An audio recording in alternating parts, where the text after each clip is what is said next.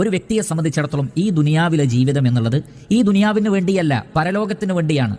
അപ്പോൾ നാം എപ്പോഴും ശ്രദ്ധിക്കേണ്ടത് ഖബറിലേക്കുള്ള അമലുകൾ, മഹ്ശറിലേക്കുള്ള അമലുകൾ, പരലോകത്തേക്കുള്ള നമ്മുടെ അമലുകൾ, അതിനെക്കുറിച്ചായിരിക്കണം നമ്മൾ ചിന്തിക്കേണ്ടത്. അവിടെ എങ്ങനെ രക്ഷപ്പെടും, അവിടെ എൻ്റെ മീസാനിൽ എങ്ങനെയാണ് എനിക്ക് ഘനം കൂട്ടാൻ കഴിയുക, എനിക്ക് സ്വർഗത്തിൽ പ്രവേശിക്കാൻ എങ്ങനെയാണ് സാധിക്കുക, എനിക്ക് നരകത്തിൽ നിന്ന് രക്ഷപ്പെടാൻ എങ്ങനെയാണ് സാധിക്കുക. ഈ ചിന്തയോടുകൂടി പരലോകത്തിന് വേണ്ടിയാണ് നമ്മൾ അമല് ചെയ്യേണ്ടത്.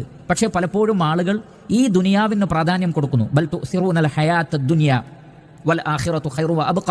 നിങ്ങൾ ഐഹിക ജീവിതത്തിന് കൂടുതൽ പ്രാധാന്യം നൽകുന്നു, എന്നാൽ പരലോകമാണ് ഖൈറായതും എന്നെന്നും അവശേഷിക്കുന്നത്. അപ്പോൾ സ്കരിക്കുന്ന വിഷയത്തിലോ, ദിക്റുകൾ ചൊല്ലുന്ന വിഷയത്തിലോ, ഖുർആൻ പാരായണത്തിന്റെ വിഷയത്തിലോ, സദഖകൾ വർദ്ധിപ്പിക്കുന്ന വിഷയത്തിലൊന്നും അവർക്ക് വലിയ ശ്രദ്ധയില്ല. അങ്ങനെ ആയിരിക്കരുത്.